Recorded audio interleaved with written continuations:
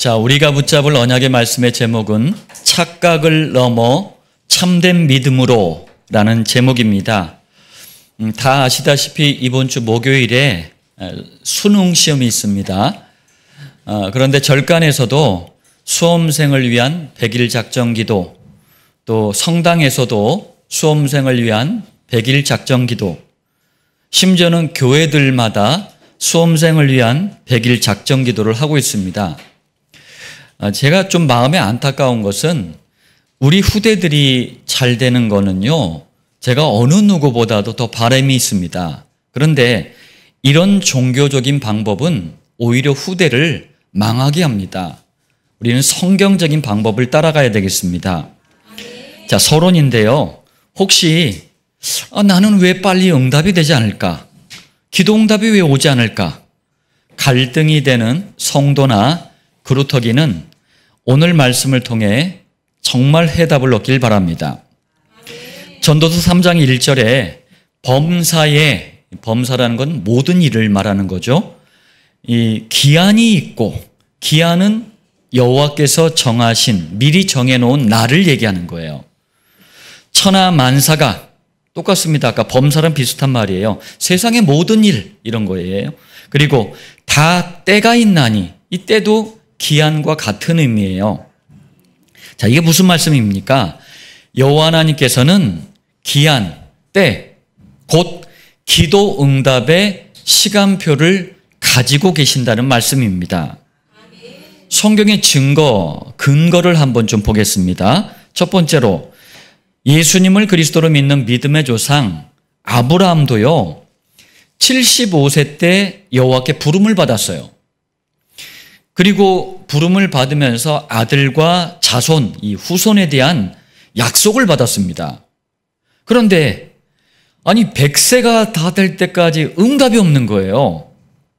25년 동안이나 아무 응답이 없는 거예요. 나이 100세 때 이삭이 태어났습니다. 기한 때가 25년이나 걸린 거예요.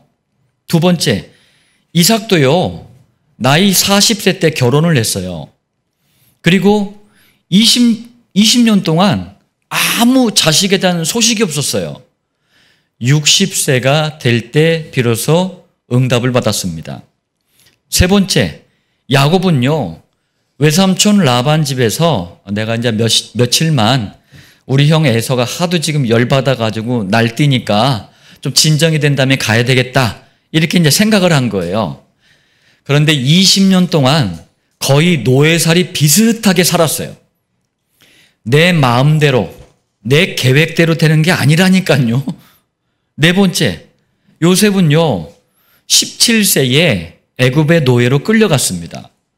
30세가 될 때까지 10년은 노예 생활, 3년은 감옥 생활을 했어요. 자그마치 13년 동안 기도응답을 기다린 거예요. 자, 다섯 번째입니다. 이스라엘 백성은 애굽에서 430년이라는 기한, 때를 보냈어요. 다윗은요, 사무엘한테 이제 기름 부음을 받았거든요. 너 왕이 될 거다 하면서 기름 부음을 받았거든요. 그런데 15년 동안이나 사울 왕에게 쫓겨다닙니다.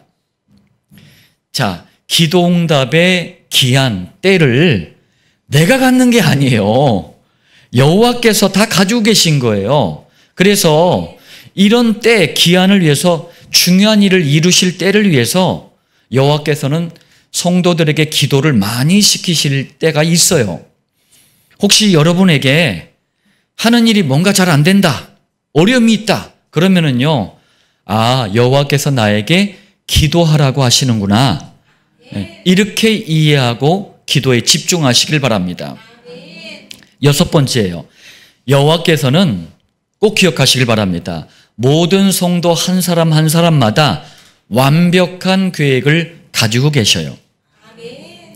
그 계획을 이루실 기한, 때가 곧 기도응답의 시간표가 반드시 있습니다. 그렇기 때문에 우리가 불신앙하지 말라라는 거예요. 불평하지 말아야 되는 거예요. 방황하지 마세요. 시간표는 반드시 오게 돼 있습니다. 그럼 뭐 해야 되겠습니까? 우리가 그 시간표 올 때까지 복음을 누리면서 기다리세요. 사명을 감당하면서 기다리세요. 기도하면서 기다리고 복음으로 훈련받으면서 기다리면 되는 거예요. 그러면 어느 날 막을 수 없는 기도응답이 오게 됩니다. 자, 두 번째 서론입니다. 요한복음 12장 12절 13절인데요. 먼저 12장 12절에 그 이튿날에는 명절에 온 큰 무리가 예수께서 예루살렘으로 오신다는 소식을 듣고 라고 했습니다. 자, 그 이튿날은 뭐냐면요. 우리 지난주에 베다니에 있는 시몬의 집에서 나사로 가정이 함께 예수님을 위해서 잔치를 베풀었잖아요. 그 잔치가 끝나고 바로 다음 날을 말하는 거예요. 자, 또 명절은 뭐냐면 우리 또 지난번에 한번 얘기를 했죠. 구약 성경의 십자가 사건을 예표하는, 미리 보여주는 대표적인 사건이 뭡니까? 유월절이에요. 예수님은 유월절에 십자가에 못 박히셔요. 그걸 말하는 거예요. 자, 이 유월절 명절을 지키러 온 큰 무리가 예수께서 예루살렘으로 오신다는 소식을 들은 거예요. 그래가지고 종려나무까지, 이 종려나무가 대추야자나무예요. 그 나무가지를 꺾어가지고 길가에 이제 쫙 늘어선 거예요. 그리고 두 번째 12장 13절 호산나 찬송하리로다. 주의 이름으로 오시는 이 곧 이스라엘의 왕이시여. 소리를 고래고래 지르면서 종려나무 가지를 막 흔든 거예요. 자, 이때 예수님이 짜잔 하고 백마를 타고 백마 탄 왕자처럼 쫙 등장을 해야지 폼이 나는데 어린 나귀 새끼를 타고 들어오셔요. 한번 생각해 보세요. 얼마나 우스워요. 큰 나귀도 아니고 어린 나귀 새끼를 쫄래쫄래 타고 들어오시는 거예요. 본문을 통해서 세 가지로 은혜를 나누겠습니다. 자, 본론 첫 번째입니다. 구약 성경 39권에 수많은 예언들이 있어요. 예언이 뭐죠? 신비주의자들이 너 뭐 될 거야. 이건 무당식의 그런 예언이 아니에요. 성경의 예언은 앞으로 일어날 일들을 성경에 기록됐기 때문에 예언이란 표현을 쓰는 거예요. 왜 자꾸 이상한 짓거리들을 하는지 모르겠어. 그런 거 아닙니다. 그건 무당이에요, 무당. 자, 수많은 예언들이 있는데 그 주제와 핵심이 있어요. 뭡니까? 바로 그리스도 메시아예요.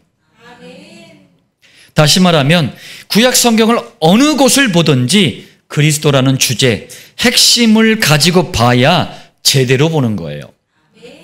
자, 첫 번째입니다. 그렇다면 구약 성경 39권에 그리스도는 어떻게 예언이 되어 있을까요? 자, 창세기 1장 2절에 뭐가 진리인지 자꾸 헷갈려. 혼돈. 뭘 이루어도 뭘 가져도 마음이 텅 비어 있어요. 공허. 앞날이 그야말로 캄캄해. 흑암. 이걸 깨트리는 창세기 1장 3절 영원한 생명의 빛으로 그리스도가 예언되어 있어요. 이 빛이 오시겠다라는 거예요. 또 창세기 3장에서 시작된 아담 이후로 이 땅에 태어나는 모든 사람이 가지고 있는 원죄 사단 지옥 운명을 해결하는 길을 주셨어요. 창세기 3장 15절 여자의 후손이에요. 여자의 후손으로 그리스도가 오신다 예언되어 있습니다. 또 세상을 삼켜버린 홍수재앙, 여기서 살아남는 길은 하나밖에 없어요. 창세기 6장 14절 방주로 그리스도가 예언이 되어 있는 거예요. 또 절대로 바꿀 수 없는 운명이라는 게 영원한 저주가 임한 상태예요. 인간의 힘으로는 바꿀 수가 없어요. 그게 노예라는 운명이었어요. 이걸 바꾸는 길을 말씀하시네. 출애굽기 3장 18절 희생제사, 그리스도의 십자가 희생을 통해서만 해방된다라는 거예요. 이렇게 그리스도가 예언되었습니다. 또 문제, 위기, 어려움을 만난 인생, 이런 인생들이 너무 많아요. 자, 이런 인생 가운데 참된 평강이 뭐예요? 그리스도 안에 있는 평안을 얘기합니다. 참된 평강을 주는 이사야서 9장 6절 평강의 왕으로 그리스도가 예언되었어요. 자, 또 그리스도가 오시기 약 500년 전에 스가랴 선지자가 있었어요. 스가랴 선지자는 어떻게 그리스도를 예언했느냐? 무섭게 막 짓밟는 지배자, 권력자가 아니고 참된 왕으로 그리스도께서 오시는데 오늘 본문에 나와요. 낙타를 타고 낙이 새끼를 타고 오신다고 예언했습니다. 스가랴서 9장 9절 보라 네 왕이 네게 임하시라니 그는 공의로우시며 구원을 베푸시며 겸손하여서 나귀를 타시나니 나귀의 작은 것 곧 나귀 새끼니라. 그래서 그리스도이신 예수님은 예루살렘에 들어오실 때 이 예언의 성취를 위해서 나귀 새끼를 타신 거예요. 또 나귀 새끼를 타신 이유가 또 하나 있습니다. 아까도 얘기했지만 짓밟고 막 지배하고 위해서 오신 게 아니에요. 우리를 위해서 겸손하게 십자가로 섬기는 구원자로 오셨다. 이걸 말해주는 게 나귀 새끼를 타신 거예요. 두 번째입니다. 구약 성경에는 특히 그리스도께서 우리를 위해 희생당하실 것도 예언되었어요. 창세기 3장 15절 여자의 후손은 무슨 말이죠? 남자의 후손. 우리는 싹 다 남자의 후손이에요. 남자의 후손은 죄인의 후손입니다. 그렇기 때문에 우리는 구원자가 될 수 없는 거예요. 수많은 이단 사이비 종교 이 교주들이 구원자가 될 수 없는 이유가 바로 이겁니다. 우리는 남자의 후손이에요. 죄인의 후손이에요.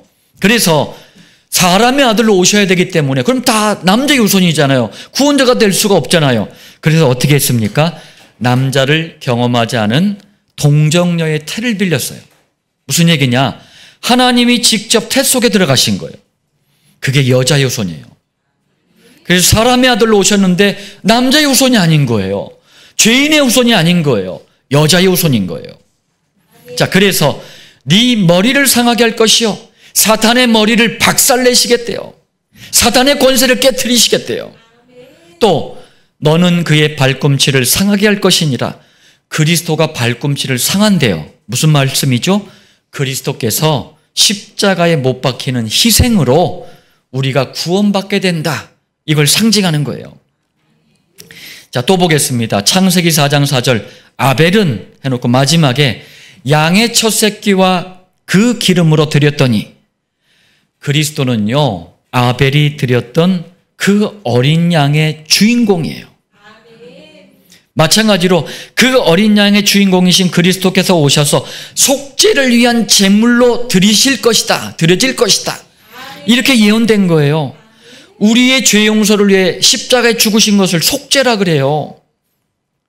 자, 또 레위기에는요 5대 제사가 있습니다. 5가지 제사가 있는데 이때 이제 수많은 희생 제물들이 드려져요. 마찬가지로 십자가에 희생당하기 위해 그리스도께서 진정한 희생 제사로 오실 것이다라는 거예요.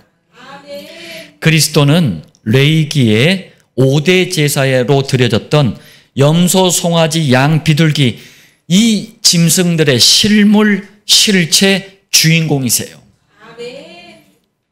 자, 그렇다면 세 번째입니다. 아니 구약 성경 39권의 주제 핵심인 그리스도 이렇게 딱 보니까 아 이거 너무 연약한 거 아니야 이거? 네? 너무 무능하신 거 아니에요 이거? 아닙니다. 이사야서 43장 11절에 나 곧 나는 여호와라. 그리스도께서 자신을 이렇게 소개하시는 거예요. 나 외에 구원자가 없느니라. 그리스도는 바로 천지 만물을 창조하신 전능하신 여호와 하나님이세요. 그리고 원죄사단 지옥 운명에서 빠져나오는 구원의 길을 열어주신 전능하신 여호와 하나님이십니다. 그런데 전능하신 여호와 하나님께서 군림하고 지배하려고 오신 게 아니에요. 구원을 위해서 우리를 섬기기 위해서 오신 것뿐입니다. 결코 연약한 분이 아니에요. 증거돼 볼까요? 그리스도가 세상 마지막 때 재림하시잖아요. 그걸 종말이라 그래요. 이 땅에 다시 오시는 재림하실 때는 상황이 완전히 달라집니다. 요즘 제가 이제 막 이렇게 사역을 하러 다니다 보면 하늘이 이 구름이요 장난이 아니에요. 막 동남아에서 봤던 그런 구름이 막 띄어져 있더라고요. 그때마다 뭐가 연상되냐면 이 두 구절의 말씀이 연상이 돼요. 데살로니가전서 4장 16절 주께서 호령과 천사장의 소리와 하나님의 나팔 소리로 친히 하늘로부터 강림하시리니. 여러분, 예수님께서 초림하실 때, 처음 오셨을 때는 말구유에서 오셨어요. 말구유가 뭔지 아세요? 말 먹이를 주는 여물통이에요. 그런데 재림하실 때는 완전히 다르게 오십니다. 만왕의 왕으로, 만주의 주로 어마어마한 위엄을 가지고 천군 천사들의 호의를 받으며 재림하셔요. 또 요한계시록 1장 7절 볼지어다 그가 구름을 타고 오시리라. 각 사람의 눈이 그를 보겠고. 지구는 둥글잖아요. 그런데 우리는 동쪽에서 하는 걸 서쪽에서 못 보잖아요. 위에서 하는 걸 저 북극에서 하는 걸 남극에서 못 보잖아요. 근데 각 사람이 재림하신 걸 다 본대요. 하나님만의 방법을 가지고 오시겠죠. 예. 자, 그리고 땅에 있는 모든 족속이 그로 말미암아 애곡하리니. 가슴을 치며 우는 걸 애곡이라 그래요. 자, 무슨 말씀인가요? 온 천하 만민이 살아계신 여호와시며 그리스도이신 예수님이 만왕의 왕으로 오시는 것을 본다는 거예요. 이때 복음을 거부하고 복음을 핍박한 모든 사람은 가슴을 치며 우는 거예요. 왜요? 구원의 기회가 영원히 사라졌기 때문입니다. 예수님이 재림하시면 끝이에요. 더 이상의 은혜는 없습니다. 본론 두 번째예요. 자, 그런데 이런 메시아 그리스도를 유대인들은 크게 착각을 해버린 거예요. 자, 무슨 말인지 보겠습니다. 첫 번째, 유대인들은 단지 메시아 그리스도를 이스라엘을 로마의 속국에서 나라를 빼앗겨버린 나라가 속국이잖아요. 이런 상태에서 해방시켜줄 정치적인 메시아로만 믿었어요. 무슨 얘기냐? 자기들 필요에 맞게 각색시킨 그런 메시아관, 그런 메시아에 대한 생각을 가지고 있는 거예요. 각색이 뭡니까? 실물 실체가 아닌데 그걸 막 꾸미고 과장해가지고 포장을 하는 거예요. 이런 큰 착각에는 이유가 있었어요. 죽은 지 나흘, 사일이나 된, 그래서 시체가 썩어가지고 냄새가 막 진동하던 나사로가 살아났잖아요. 여러분, 요한복음에 나사로 얘기가 길게 나옵니다. 완전히 시체였단 말이에요. 썩어 문드러졌단 말이에요. 그게 우리의 부활을 상징한 것이기도 하지만 공생의 최대 표적이에요, 이게. 그러니까 이런 능력이라면 이스라엘을 로마 제국으로부터 해방시켜줄 수 있겠다. 이런 기대감, 확신을 가지고 그리스도를 바라본 거예요.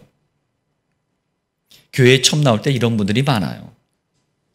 다시 말하면 유대인들은 로마의 속국에서 해방을 시켜주는 그런 육신적인 메시아, 세상적인 메시아를 생각한 거예요. 두 번째, 착각은 자유입니다.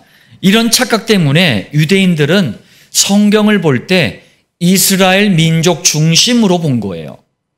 다시 말하면 선민 사상을 가지고 봤기 때문에 메시아 그리스도는 오직 유대인만을 위해서 존재해야 되는 거예요. 유대인들을 모든 현실의 비극에서 건져낼 메시아로만 믿는 거예요. 성경의 주제, 핵심인 그리스도 메시아가는 아예 없는 거예요. 큰 착각을 하고 있는 겁니다. 그리고 유대인들에게 이렇게 틀리고 변질된 메시아관을 누가 가르쳤을까요? 바로 바리새인들과 산헤드린 공회원들이에요. 그래서 저는 우리 목회자들의 책임이 너무 큰 거예요. 처음부터 잘못 가르쳐버린 거예요. 그러니까 종교생활을 오래 하는 교인들은 그러니까 처음에 복음을 들으면 헷갈려. 너무 이상하게 뿌리를 내린 거예요. 자기 이익, 자기 욕심하고 맞는 잘못된 메시아 그리스도가 자꾸 뿌리를 내리니까 그리스도를 들어도 깨닫지를 못하는 거예요. 구원은 네 행위를 똑바로 해야지 받는다. 똑바로 사는 게 나쁘다는 얘기가 아닙니다. 그렇지만 구원은 그래서 받는 게 아니에요. 메시아는 로마의 속국으로부터 구원하는 자가 메시아다. 이렇게 가르친 거예요. 구약에 예언된 메시아하고는 아주 다르게 각색이 돼버린 거예요. 이러니 여러분 생각해 보세요. 구약 성경을 읽어도 몰라. 그때는 구약 성경밖에 없었잖아요. 그리스도께서 오셔서 구약의 예언대로 그대로 행하셨거든요. 말씀을 성취하셨거든요. 보고도 몰라. 직접 그리스도의 말씀을 듣고도 모르는 불쌍한 사람들이 된 거예요. 지금도 이런 교인들, 심지어는 신학자, 목사들이 너무 많아요. 교회를 수십 년간 다녀. 그런데 복음만 몰라. 성경에도요 5만 가지 색깔을 다 칠해. 빨간색, 노란색, 파란색 막 줄을 그어가면서 열심히 읽는데 그리스도만 몰라. 참 불쌍한 사람들이에요. 세 번째입니다. 결국 잘못된 선민사상과 정치적인 메시아관은 구약의 모든 예언을 변질시켜버려요. 이걸 이단이라고 하는 거예요. 참된 진리신 그리스도와 다른 게 이단입니다. 그때나 지금이나 영혼을 약탈하는, 강제로 빼앗는 이 이단을 경계해야 되는 거예요. 그래서 이단들은 항상 구원과 메시아관을 변질을 시켜요. 교회를 다니면서도 복음의 말씀에 무식한 사람들이 있어요. 이 사람이 이 말하면 그 사람 따라가. 저 사람이 이 말하면 저 사람 따라가. 그러다가 이단에까지 가는 거예요. 이렇게 틀리게 메시아를 가르치는 사람들을 향해서 예수님이 반복해서 말씀하십니다. 마태복음 23장 13절에서 15절, 23절, 25절, 27절, 29절 예수님이 되게 열받았나 봐. 화 있을진저 재앙을 얘기하는 거예요. 서기관들과 바리새인들이요. 네 번째입니다. 그런데 어느 날 메시아를 이렇게 착각하고 있는 유대인들에게 예수란 분이 눈에 딱 들어온 거예요. 물 위를 걷지, 물로 포도주를 만들지, 파도를 잔잔하게 만들지, 오병이어 기적을 일으키지, 죽은 사람을 살리지, 희한한 역사는 다 일으키네. 기대감이 왕창 부풀어 버린 거예요. 유대인들이 좋아하는 모세도요, 이런 기적을 베푼 적이 없어요. 여호와 하나님이 아니면 안 될 역사가 막 일어나니까 그래, 우리를 로마 속국에서 건져낼 정치적인 메시아 나타났구나. 환호를 하고 막 착각을 하는 거예요. 그래서 이런 예수님이 예루살렘으로 오신다고 하니까 종려나무 가지를 흔들면서 이제 우리 왕이 나타났다. 예? 이스라엘을 로마 속국에서 해방시키고 그 정도가 아니라 로마도 짓밟아버리고 모든 나라를 싹 다 짓밟아서 세계를 지배하는 이스라엘 제국을 건설하시겠구나. 이렇게 착각하면서 호산나를 외치면 난리를 친 거예요. 호산나라는 말은 좋은 말이에요. Save us now.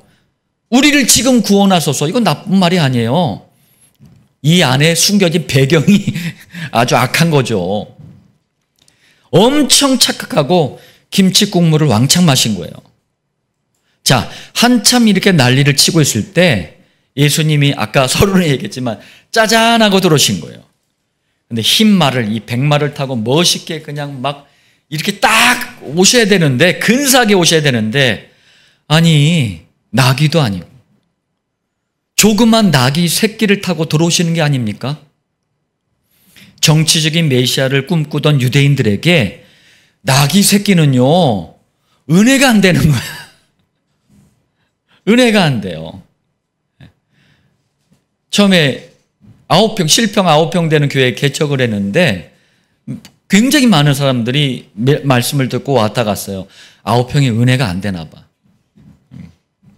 자, 더군다나 예루살렘으로 들어오셨잖아요. 그럼 전 세계를 지배할 이스라엘 대제국, 여기에 대한 비전, 꿈, 희망을 막 말씀하셔야 되는데 입국 다시네. 말씀을 안 하시네. 이렇게 되니까 환호하던 착각하던 유대인들이 예수님을 버리고 휙 돌아서 버려요. 결국 유대인들이 전부 다 마음이 변해가지고 예수님을 죽이려 듭니다. 요한복음 19장 15절, 그를 십자가에 못 박게 하소서. 그러면서 마지막에 가이사 외에는, 로마 황제 외에는 우리에게 왕이 없나이다. 여러분, 우리도 이런 착각을 가지고 예수님을 믿으면 안 됩니다. 유대인들처럼 이런 착각으로 교회를 다니면 큰일 나는 거예요.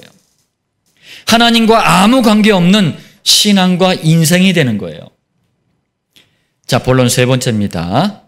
본문을 통해서 우리가 깨달아야 할 것이 있습니다. 여러분, 우리는 유대인처럼 그리스도를, 복음을 착각하지 말아야 돼요. 또 착각하지 않는 사람들 아닙니까? 우리는 예수가 그리스도라는 참된 믿음을, 제목이 그거 아닙니까? 가진 사람들이에요. 그러면 이 참된 믿음을 가진 사람들은 어떤 자세를 가지고 신앙생활을 해야 할까요? 어떤 자세를 가지고? 첫 번째입니다. 구약 성경에 예언된 메시아, 신약 성경에 오신 그리스도, 한마디로 여호와 하나님이 우리에게 주신 복음 아닙니까? 이 복음을 착각했던 유대인들처럼 세상적인 축복과 만족을 누리기 위한 수단으로 복음을 이용하지 마세요. 나쁘다는 얘기가 아닙니다. 필요 없다는 얘기가 아니에요. 오해하지 마세요. 중요한 걸 붙잡으면 따라오는 거란 말이에요. 우리가 교회를 건축할 때 여러 가지 이제 부채들이 생겼어요. 근데 갑작스럽게 일부를 상환해야 되는 재정적인 어려움이 있었는데 우리 찬유 아빠, 우리 김명준 사님 가정에서 큰 도움을 주셨어요.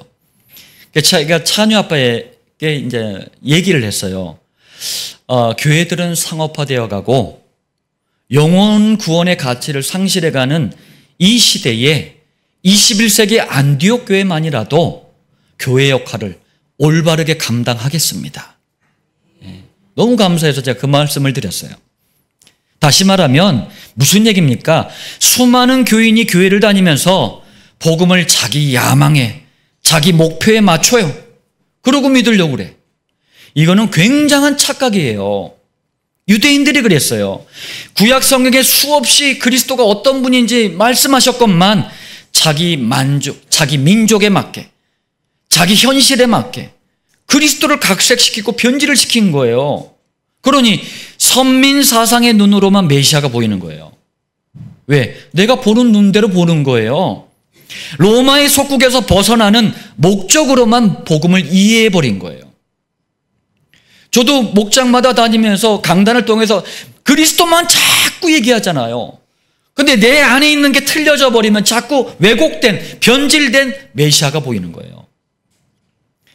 이렇게 변질된 복음, 각색된 복음, 위조된 복음, 위조가 속이려고 만든 가짜잖아요. 우리에게 전혀 이건 유익이 안 돼요. 오히려 멸망의 함정에 빠지게 만듭니다. 조심해야 돼요. 그러므로 교회 다니는 모든 성도는요, 자아를 죽이세요. 나를 죽이라는 얘기예요. 자기 생각이 너무 강하면 안 돼요. 성경 말씀대로 따라가고 성경 말씀대로 믿길 바랍니다. 우리가 하나님보다 잘난 게 뭐가 있어요? 하나님의 은혜가 필요합니다. 이 자세로 이 옷을 입고 나와야 돼요. 각색시키면 안 돼요. 특히 교회 안에서는 올바른 믿음도 없고 복음도 없는 달변가들을 조심해야 돼요. 달변가가 뭐예요? 복음이 아닌데 말을 그럴듯하게 잘하는 사람들이 많아요. 가장 조심해야 돼요. 성경이 가면 가고, 성경이 입 다물고 있으면 입 다물고, 성경이 외치고 있으면 외치는 거예요. 성경대로 우리는 따라가는 사람들이에요. 두 번째입니다. 성경이 말씀하시는 그리스도가 도대체 어떤 분이신가를 바르게 깨달아야 돼요. 그러려면 우리 마음속에 복음과 맞지 않는 인간적인 야심, 잘못된 동기, 틀린 거, 이런 거 빨리 버리세요. 이런 걸 빨리 버리고 말씀 속으로 순수하게 그리스도 속으로 들어가세요. 그럼 해결돼요. 그래야 그리스도에 대한 올바른 이해와 믿음을 가질 수 있습니다. 혹시 교회에서 말하는 저 예수, 내가 그걸 이용해가지고 내가 복도 좀 받고 막 평안도 얻고 막 부자가 되고 이래야 되겠다, 이런 마음을 가지고 와서 앉아 있으면은요, 되지도 않을 뿐더러 오히려 큰 손해를 봅니다. 빨리 버리고 성경, 하나님의 말씀이 도대체 나에게 뭘 말씀하시는지 들으면 돼요. 그렇다면 성경이 말씀하는 그리스도가 어떤 분이시죠? 우리 바울의 고백을 통해서 보겠습니다. 에베소 1장 10절, 하늘에 있는 것이나 땅에 있는 것이 다 그리스도 안에서 통일되게 하려 하심이라.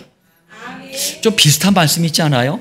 마태복음 28장 18절에 하늘과 땅의 모든 권세를 내게 주셨으니, 좀 비슷하잖아요? 무슨 얘기죠? 그리스도 안에 하늘과 땅의 모든 것이 싹 다 들어있다는 얘기예요. 그래서 그리스도를 알면 곧 모든 것을 다 가진 것이기 때문에 헛된 성공을 위해서 싸우고 경쟁하고 미워하지 않아도 되는 거예요. 에베소 3장 8절, 측량할 수 없는, 이게 측량이라는 게 자로 재는 걸 얘기하는 거 아닙니까? 자로 잴 수가 없대요. 그리스도의 풍성함. 그리스도 안에는 측량할 수 없는, 헤아릴 수 없는 풍성함이 들어있어요. 그래서 그리스도를 마음속에 가지고 있으면 어떻게 됩니까? 행복하게 전에는 잘 살아보려고 우상한테 절하고 고사 지내고 점치고 부적 쓰고 막 굿하고 그랬잖아요. 이거 하지 않아도 되는 거예요. 아무 문제가 안 생기는 거예요. 또 에베소 3장 19절, 그 너비와 길이와 높이와 깊이라 그랬어요. 그리스도 안에는 하나님의 어마어마한 것이 전부 들어있기 때문에 그 너비, 길이, 높이, 깊이를 알 수가 없는 거예요. 그리스도를 안다는 것은 그래서 최고의 것을 아는 거예요. 그러니까 개똥 철학, 학문 사상에 빠져가지고 만족도 없고 공허한 인생을 살지 않아도 되는 거예요. 희명이가 유명한 선교단체에 지금 가입해가지고 같이 활동하고 있잖아요. 매주 수요일마다 정기적인 이제 모임을 갖는데 창세기 12장 1절에 아브라함을 갈대아우르에서 부르실 때 여호와께서 뭐라고 말씀하셔요?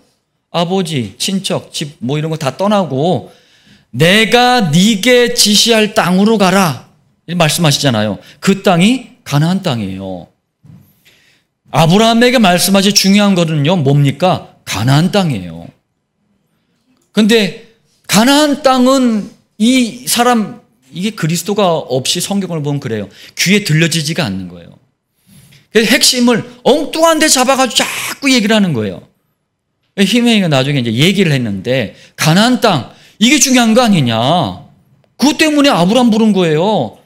그리고 출애굽기, 레위기, 민수기, 신명기까지 그것 때문에 쭉 이어간 거예요. 핵심은 뭡니까? 그리스도가 오실 땅이에요. 우리 성경을 이렇게 쭉 봤잖아요. 그리스도를 뿌리 안 내리잖아요. 성경도 자꾸 엉뚱한 게 핵심이 돼버려요. 그리스도를 뿌리를 못 내리잖아요. 자꾸 엉뚱한 일에 관심을 갖게 돼요. 그래서 사소한 거, 아무것도 아닌 거, 중요하지도 않는 거, 그런 거 보고 막 듣고 그러다 시험에 들고 막 방황하고 그래. 왜 이렇게 인생을 허비를 해요? 결론입니다, 여러분. 강단 말씀을 붙잡고 정말 마음을 담아 실천하길 바랍니다. 첫 번째, 그리스도가 아닌 착각, 다른 거, 틀린 거 빨리 버리고 그리스도만 선포되는 강단 말씀에 집중하시길 바랍니다. 두 번째예요. 1310, 131 시간을 정해서 오직 그리스도를 깊이 묵상하는 정시 강단 기도에 성공하기 바랍니다. 세 번째입니다. 이때 성령께서요, 여러분 이거 두 가지 정말 한번 제대로 해보세요. 그럼 성령께서 그리스도를 중심으로 새로운 세계에 대한 눈을 열어주셔요. 여러분들 여기에 증인 아니십니까? 새로운 세계에 대한 눈을 열어주셨잖아요. 새로운 가치를 발견시켜 주셔요. 전 여기에 증인입니다. 또 새로운 응답을 주시고 그러면 새로운 인생을 살게 돼요. 제가 가진 놀라운 축복이 바로 이겁니다. 이 비밀을 가지고 기도라는 전도 목장, 현장의 실제 목장도 열고 증인으로 서는 거예요. 이게 우리 아까 김정희 집사님 기도해 주셨던 우리가 만들어야 할 새로운 전도 문화예요. 여러분, 오늘 우리 당대와 후대를 두고 이 말씀의 성취를 반드시 누리시길 바랍니다. 언약으로 붙잡는 은혜가 있기를 바라고 이 언약이 여러분들 당대와 후대를 통해 성취되어지시길 다시 한번 주 예수님의 이름으로 축복합니다.